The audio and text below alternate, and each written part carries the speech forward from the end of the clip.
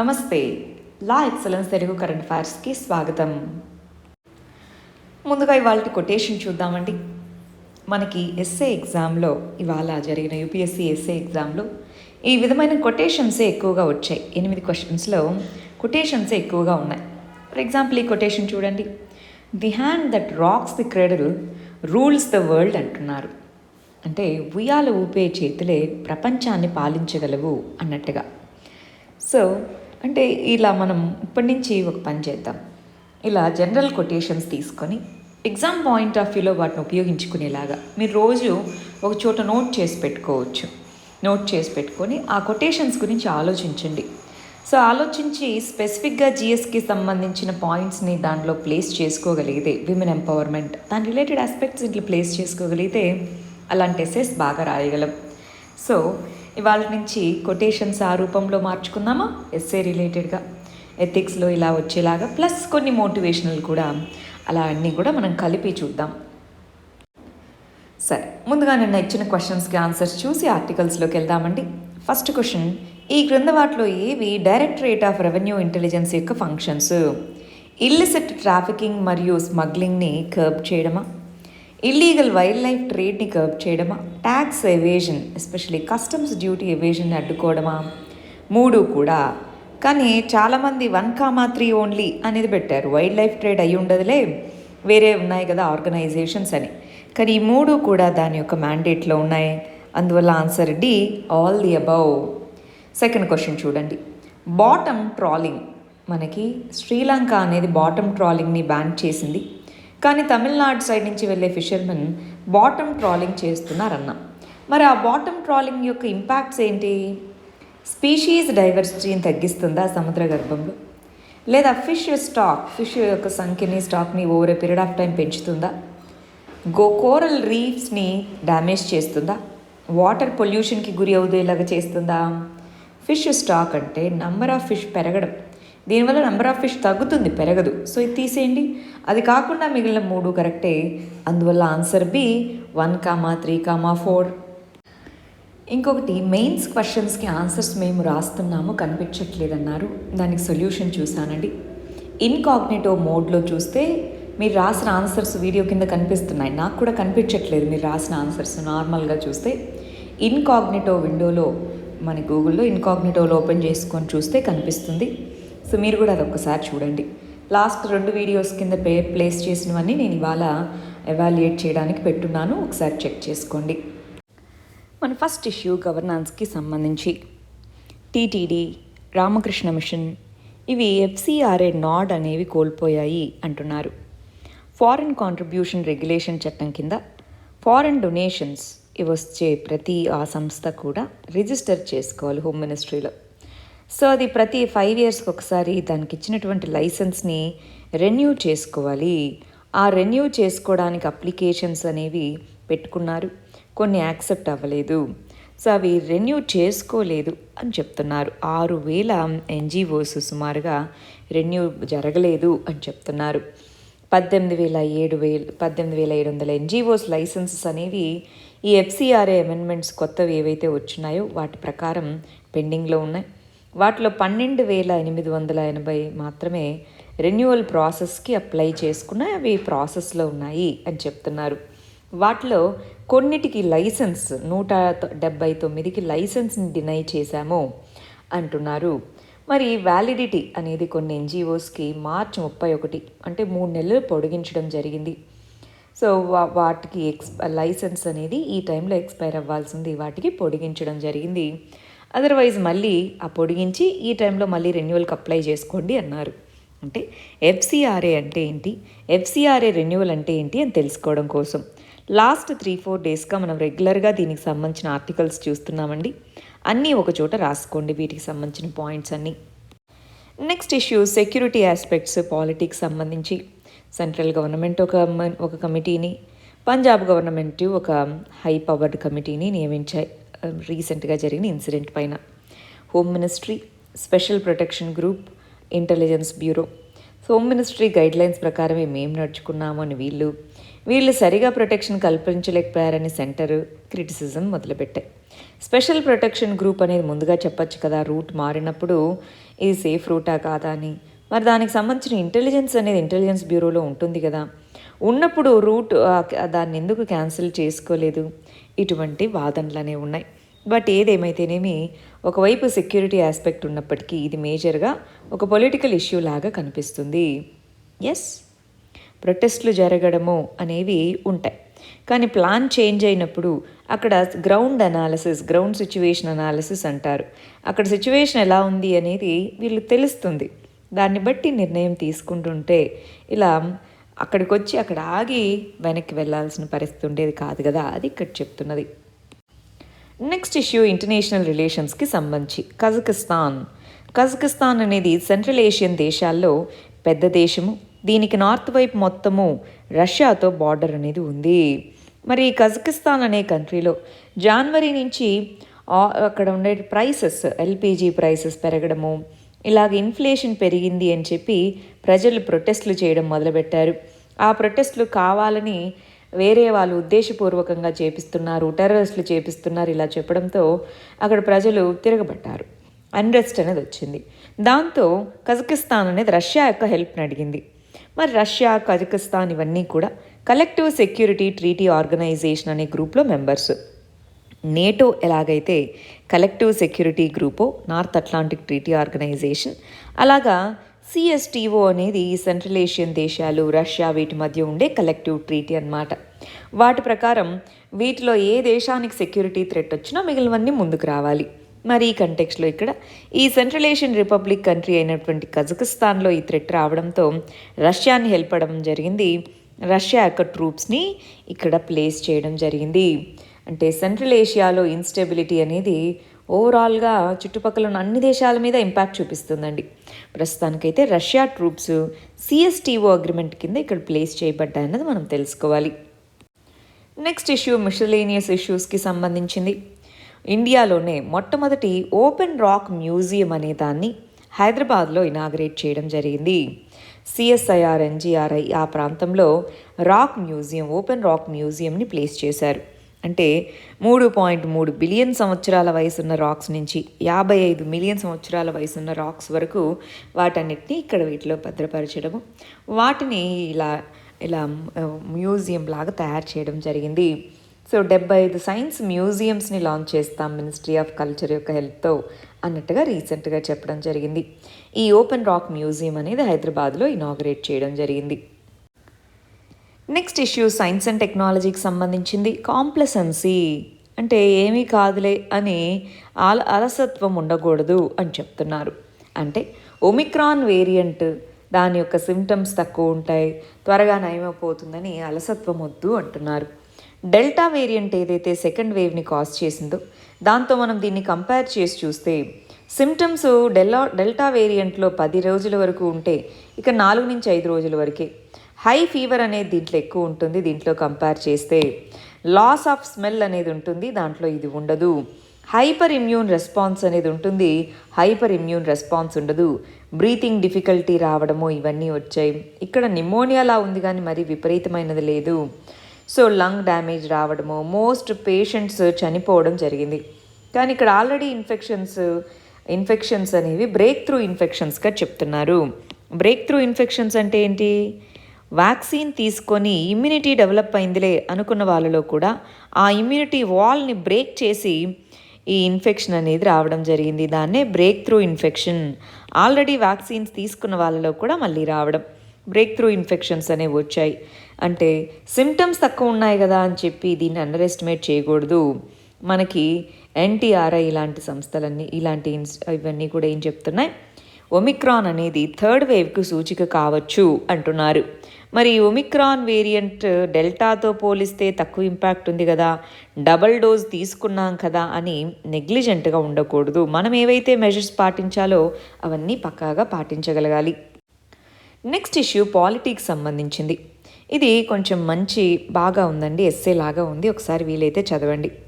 ఇప్పుడున్నటువంటి present political వ్యవస్థ అనేది 2 రకాల సిస్టమ్స్ని డీల్ చేయాల్సి వస్తుంది. ఒకటి క్యాపిటలిస్టులు అంటే వెల్త్ అక్యుములేటర్స్ అని పిలుస్తున్నాం. క్యాపిటలిజం, వెల్త్ అక్యుములేషన్ అనేది వాళ్ళ యొక్క ఫిలాసఫీగా ఉంటే, ఇంకోవైపున వెల్ఫేరిజం, మాకు వెల్ఫేరిస్టిక్ పాలసీస్ ఉండాలి, వెల్ఫేర్ సీకర్స్ అంటారు. ఈ వెల్ఫేర్ సీకర్స్ యొక్క డిమాండ్స్ ఈ రెండు కూడా డామినెంట్గా ఉన్నాయి. మనకి 1990లలో లిబరలైజేషన్ ఇలా అని చెప్పి 1990లలో మనకి ఎల్పిజి రిఫార్మ్స్ ఇవి వచ్చాయా. సో ఆ కంటెక్స్లో ఈ వెల్ఫేర్ మోడల్ లాంటి వర్క్ అవ్వవు అన్నారు. కానీ ఇప్పుడు ప్రతి దేశంలో కూడా చూస్తే కోవిడ్-19 అనే కాదు, దానికి ముందు నుంచి కూడా వెల్ఫేరిజం అనే దాని యొక్క డిమాండ్స్ పెరుగుతున్నాయి. సో డెమోక్రసీ ఉన్నప్పుడు ఈ వెల్ఫేరిస్టిక్ డిమాండ్స్ ఇవి నెరవేర్చాల్సి ఉంటుంది. ఫర్ ఎగ్జాంపుల్ మాకు ఎంఎస్పి ఇస్తారా లేదా అని డిమాండ్స్. ఇంకొక వైపు యూనివర్సల్ బేసిక్ ఇన్కమ్ అనే, ఇప్పుడు పంజాబ్లో అటు కాంగ్రెస్ పార్టీ, ఇటు ఆమ్ ఆద్మీ వీళ్ళందరూ కూడా యూనివర్సల్ బేసిక్ ఇన్కమ్ గురించి మాట్లాడుతున్నారు. చాలా దేశాల్లో, మన ఇండియాలోనే కాదు చాలా దేశాల్లో కూడా దీన్ని యాక్సెప్టబుల్ ప్రిన్సిపల్ అయింది.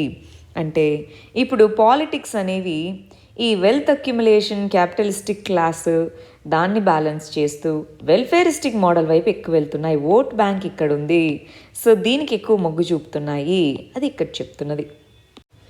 నెక్స్ట్ ఇష్యూ గవర్నాన్స్కి సంబంధించి టొబాకో అనే దాన్ని, సిగరెట్స్ వీటికి సంబంధించిన ఇండస్ట్రీకి సంబంధించి ట్యాక్స్ ఏదైతే ఉందో అది జిఎస్టీ వచ్చినప్పటి నుంచి 2017 నుంచి సేమ్గా ఉంది.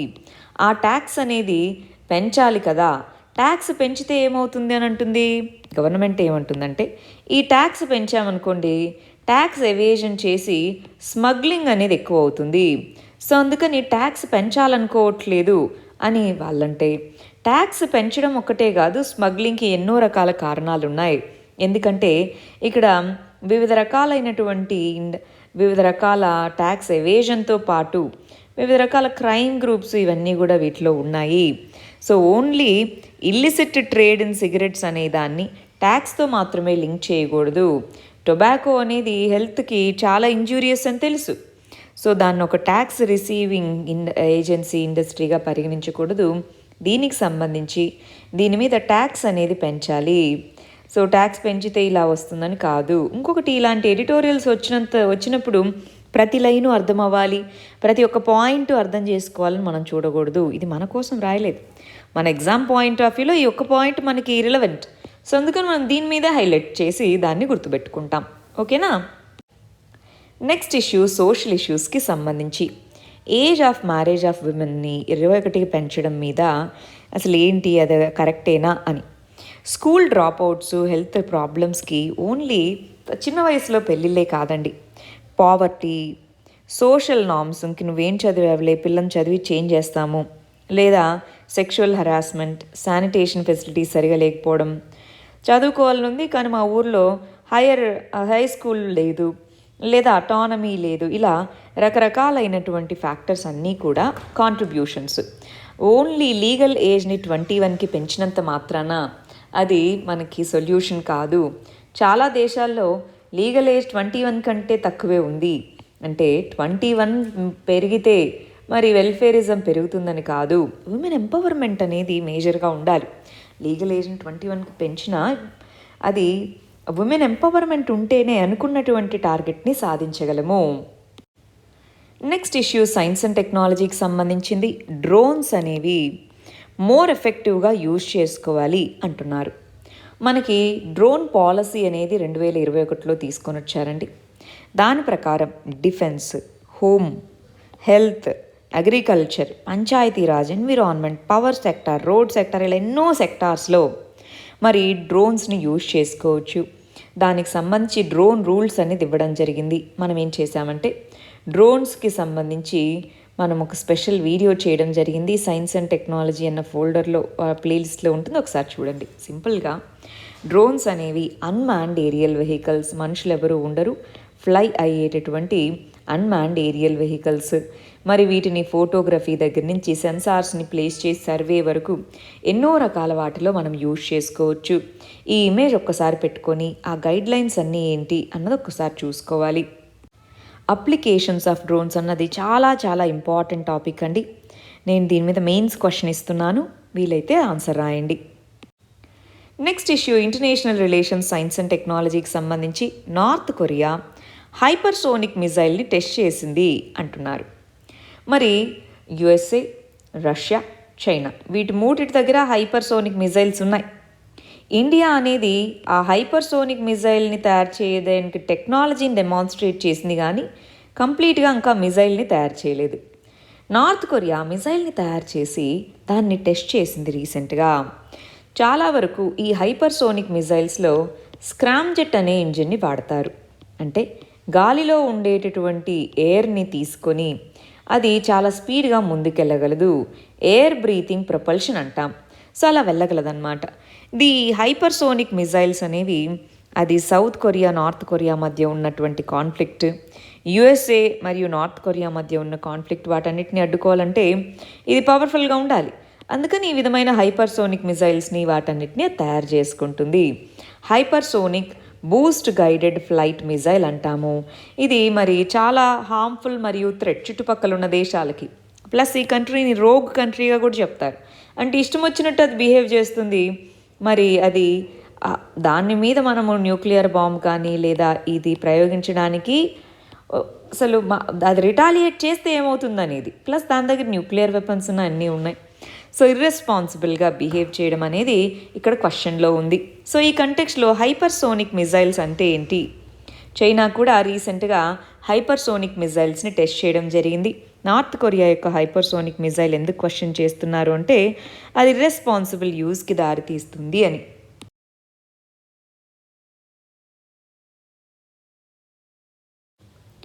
నెక్స్ట్ ఇష్యూ ఇంటర్నేషనల్ రిలేషన్స్కి సంబంధించి న్యూక్లియర్ నాన్ ప్రొలిఫరేషన్ ట్రీటీకి సంబంధించి. ఇది లాస్ట్ 2 డేస్గా చదువుకున్నాం. ఒక్కసారి అది రివిజన్ చేసుకుంటారా? 191 దేశాలు ఉన్నాయి. Non proliferation, disarmament, peaceful nuclear energy అనేవి 3. ఇండియా, పాకిస్తాన్ కొన్ని దేశాలు సైన్ చేయలేదు, కానీ మనం న్యూక్లియర్ వెపన్స్ కలిగి ఉన్నాం. ఎందుకన్నాము? ఇన్ఈక్విటబుల్ కాబట్టి దీంట్లో మనం సైన్ చేయమని చెప్పడం జరిగింది. మరి మన లాస్ట్ ఇష్యూ ఇంటర్నేషనల్ రిలేషన్స్కి సంబంధించి శ్రీలంకలో ఎకనామిక్ క్రైసిస్ అనేది పెరుగుతూ ఉంది అంటున్నారు. శ్రీలంకలో ఎక్స్పోర్ట్స్ అనేవి తగ్గిపోయినాయి. ఆయిల్ ఇది వాళ్ళు ఇంపోర్ట్ చేసుకోవాల్సిందే. సో ఇంపోర్ట్స్ అనేవి పెరగడం జరిగింది. వాళ్ళ యొక్క టూరిజం, వాళ్ళకి ఏదైతే ఫారిన్ కరెన్సీలో మనీ రావాలో, టూరిజం అనేది వాళ్ళకి చాలా ఫేమస్ అన్నమాట. ఆ టూరిజం అనేది సడన్గా పడిపోయింది. ప్లస్ కోవిడ్ వల్ల ఆర్థికంగా చాలా మరి నష్టాలు అనేవి రావడం జరిగింది. సో వీటన్నిటితో అప్పులు అనేవి పెరిగాయి. వాళ్ళు ఒకవైపు ఇంపోర్ట్ చేసుకోవాలి, అప్పులు అనేవి పెరిగాయి. దీంతో వాళ్ళు తీసుకున్న పాలసీ మెజర్స్ వల్ల ఫుడ్ క్రైసిస్, సడన్గా ఆర్గానిక్ మారుతాం ఇలాగా ఫుడ్ క్రైసిస్ అనేది రావడము, ఇవన్నీ కూడా ప్రాబ్లమ్స్. దీంతో మరి ఇండియా ఇలాంటివి ఏమన్నా దీనికి హెల్ప్ చేయగలవా? అప్పు తీసుకుంది, కట్టలేని పరిస్థితుల్లో ఉంది. ఇండియా దగ్గర నుంచి అప్పుని మరియు కరెన్సీ స్వాప్ అగ్రిమెంట్స్, అంటే మనం ఫారిన్ కరెన్సీని ఇస్తే వాళ్ళు మళ్ళీ తిరిగి ఇస్తారనమాట. సో కరెన్సీని వాళ్ళు డొమెస్టిక్ కరెన్సీతో ఇప్పుడు ప్రస్తుతానికి స్వాప్ చేసుకుంటాం, ఆ తర్వాత మళ్ళీ వాళ్ళు ఆ ఫారిన్ కరెన్సీలో ఇస్తారు. ఇలాంటి కరెన్సీ స్వాప్ ఇవ్వమని, బారోయింగ్ కోసం వాళ్ళు రీపే చేయాల్సిన డెట్ కొంచెం లేట్గా ఇస్తామని ఇలా అడుగుతున్నారు. మరి ఇండియా పరిగణలోకి తీసుకుంటుందా లేదా చూడాలి. చైనా నుంచి కూడా వాళ్ళు భారీ స్కేల్లో మనీ అనేది తీసుకుంటున్నారు శ్రీలంక. ఇప్పుడు మరి ఇవన్నీ తీసుకున్నా సరే భారీ స్కేల్లో ఇంపోర్ట్స్ ఇవన్నీ చేసుకోవాల్సిందే, మనీ ఏమో రావట్లేదు. అందుకని ఐఎంఎఫ్ బీఓపీ క్రైసిస్ వచ్చినప్పుడు ఐఎంఎఫ్ అనేది మేజర్గా చేయూతను అందిస్తుంది అనమాట. అదే లోన్స్ ఇస్తుంది. సో ఇప్పుడు ఇది బీఓపీ క్రైసిస్ దగ్గరికి వచ్చేసింది కాబట్టి ఐఎంఎఫ్ లోన్స్ తీసుకోవడం వన్ ఆఫ్ ది సొల్యూషన్స్. దీనికి మేబీ శ్రీలంక ఇంకా అదే ఆప్షన్ చూస్ చేసుకోవచ్చు. సరే, నిన్న ఇచ్చిన క్వశ్చన్స్కి మన వాళ్ళ ఆన్సర్ రాసింది చూద్దామా?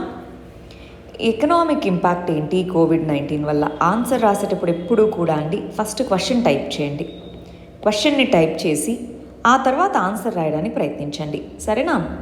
సరే, మరి చాలా కంట్రీస్ అనేవి ఎకనామిక్ ఇంపాక్ట్ని ఫేస్ చేస్తున్నాయన్నారు. కోవిడ్-19 వల్ల ఏ విధమైన ఎకనామిక్ ఇంపాక్ట్ ఉంటుంది అని రాశారు. ఛాలెంజెస్ ఏంటి కోవిడ్ టైంలో అని రాశారు.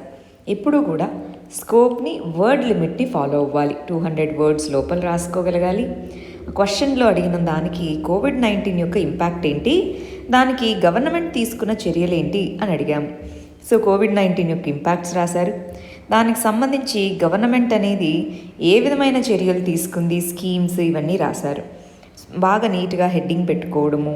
ఇప్పుడు ఈ ఇంపాక్ట్ ఇంత అయింది అని రాశారు చూసారా. సో దాన్ని ఏమేం ఛాలెంజెస్ ఉన్నాయన్నది గవర్నమెంట్ మెజర్స్ ఏమేమి తీసుకుంది ఈ ఛాలెంజెస్ని ఎదుర్కోవడానికన్నా. ఈ ఛాలెంజెస్ అంటే ఈవెనండి. సో ఇది మీరు కొంచెం నీట్గా రాసుకోవాలి, ఇంకా స్పెసిఫిక్గా బాగా రాయడానికి ప్రయత్నించాలి. సరే చూడండి, క్వశ్చన్ టైప్ చేశారు, వెరీ గుడ్. ఇంట్రొడక్షన్ క్లియర్గా తెలుస్తుంది ఏం ఇంపాక్ట్స్ ఉన్నాయి, గవర్నమెంట్ ఏ విధంగా రెస్పాన్స్ అయ్యింది, ఫైనల్గా ఇంకేం చేయాలి, కంక్లూజన్లో ఇంకొంచెం క్లియర్గా, అంటే మనం అడిగింది ఎకనామిక్ కంక్లూజన్ అనమాట. సో ఎకనామిక్ డైమెన్షన్ నుంచి ఓవరాల్గా ఎండ్ చేసేటప్పుడు ఒక ఓవర్వ్యూ లాగా రాయండి. అదర్వైజ్ ఇంట్రొడక్షన్ కానీ బాడీ కానీ చాలా నీట్గా క్లియర్గా రాశారు, ఇది కొంచెం మార్చాలి. రైట్, కోవిడ్ టైంలో ఇంపాక్ట్ ఉంది అని చెప్పడానికి ఇంట్రొడక్షన్ చూడండి ఎంత పెద్దగా అయిపోయిందో. ఇంట్రొడక్షన్ అనేది షార్ట్ చేయండి. మరి ఇంపాక్ట్ ఏంటి రాశారు, దీన్ని నీట్గా రాయాలి. ఇప్పుడు ఒక స్టేట్మెంట్ లాగా రాయండి, 1 2 3 4 అట్లా ఫుల్గా రాయండి. ఛాలెంజెస్ ఫేస్ చేశాము, మరి ఆ ఛాలెంజెస్ని ఎదుర్కోవడానికి గవర్నమెంట్ ఏం చర్యలు తీసుకుమందో కూడా రాయమన్నాం కదా, అవి కూడా మీరు ఇక్కడ మెన్షన్ చేయాలి. ఫ్యాక్టర్స్ ఆఫ్ ప్రొడక్షన్ ఇంపాక్ట్ అవుతుందని, ఆ ఇంపాక్ట్లో డైరెక్ట్ ఇంపాక్ట్స్ ఏమున్నాయి, production side, demand side, indirect impact ఏంటి, పాజిటివ్ ఇంపాక్ట్ ఏంటి, గవర్నమెంట్ ఏమేమి మెజర్స్ తీసుకుందని రాశారు. దీన్ని మనం నెగిటివ్ డైమెన్షన్ నుంచి అడిగాం, ఇంపాక్ట్ ఏంటి అని బాగా రాశారు. బట్ ఇంట్రొడక్షన్ అనేది కాంప్లెక్స్గా రాశారండి, ఇంట్రొడక్షన్ మార్చాలి. మరి కంక్లూజన్లో కూడా ఓవరాల్గా ఇంకేం చేయాలి అన్నది మీరు ఒకసారి చూసుకోండి. మిగిలిన బాడీ పార్ట్ మాత్రం నీట్గా రాశారు, గుడ్. రైట్, మనకి ఎఫ్సిఆర్ఏకి సంబంధించి ఒక క్వశ్చన్ ఇచ్చాం మొన్న, దాన్ని కూడా ఇక్కడ పెట్టాను. ఆ రోజు ఆన్సర్స్ కనిపించలేదు, సో అందుకోసం. సరే, రీసెంట్గా గైడ్లైన్స్ని రిలీజ్ చేసింది, రీసెంట్గా కాదు ఆల్రెడీ రిలీజ్ చేసి చాలా రోజులైంది. మీరు ఎప్పుడన్నా ఇలాంటి క్వశ్చన్స్కి ఆన్సర్స్ రాయాలంటే కరెంట్ ఇష్యూ ఏముందో అది రాయండి. క్యాన్సల్ చేయడం, రెన్యూ చేయడం దగ్గర ప్రాబ్లం వచ్చింది, అవునా. రోల్ ఆఫ్ ఎన్జిఓస్, మరి రీసెంట్ రెగ్యులేషన్స్ వల్ల ఏమేమి ఇంపాక్ట్స్ ఉంటాయని రాశారు. సో ఇది ఇంట్రొడక్షన్ సరిగా రాయాలి. ఇక్కడ కూడా రోల్ ఆఫ్ ఎన్జిఓస్ అనేది ఇంపార్టెంట్, ఇంపాక్ట్ ఏంటి అన్నదే మేజర్ క్వశ్చన్. సో మీరు దీన్ని ఎక్కువ ఎలాబరేట్ చేయాలి. దీనికంటే ఎప్పుడు కూడా ప్రయత్నిస్తూ రాస్తూ ఉంటే ఇంకా బెటర్గా రాస్తారు. ఇంకా రాస్తూ ఉండండి, ఇంకా బెటర్గా రాయాలి. ఎఫ్సిఆర్ఏకి సంబంధించి రీసెంట్గా రెన్యువల్ అనేది క్యాన్సిల్ అయింది. మరి constitutional provisions, role of NGOs రాశారు, ఎఫ్సిఆర్ఏ రెగ్యులేషన్స్ రాశారు, ఓవర్ రెగ్యులేషన్ అంటున్నారు. ఇక్కడ ఎప్పుడైనా అండి ఎఫ్సిఆర్ఏ రెగ్యులేషన్ ఏంటి అని అడగలేదు, ఎఫ్సిఆర్ఏ రెగ్యులేషన్ వల్ల ఏం ఇంపాక్ట్ వచ్చింది అని అడిగాం. సో ఇదంతా కూడా మీరు దీన్ని బ్రీఫ్గా రాసుకొని దీని మీద ఎలాబరేట్ చేయాలి. ఇది ఎఫ్సిఆర్ఏ రెగ్యులేషన్ ఏంటి అన్నది మనం అడగలేదు క్వశ్చన్లో, ఎక్కడ మనం నేర్చుకోవాలి, కానీ దాన్ని ఇక్కడ రాయకూడదు, సరేనా. సో స్కోప్ అంటే ఎంతవరకు క్వశ్చన్లో అడుగుతున్నారు, ఎంతవరకు రాయాలన్న దృష్టిలో పెట్టుకొని మనం ఆన్సర్ రాయాలి.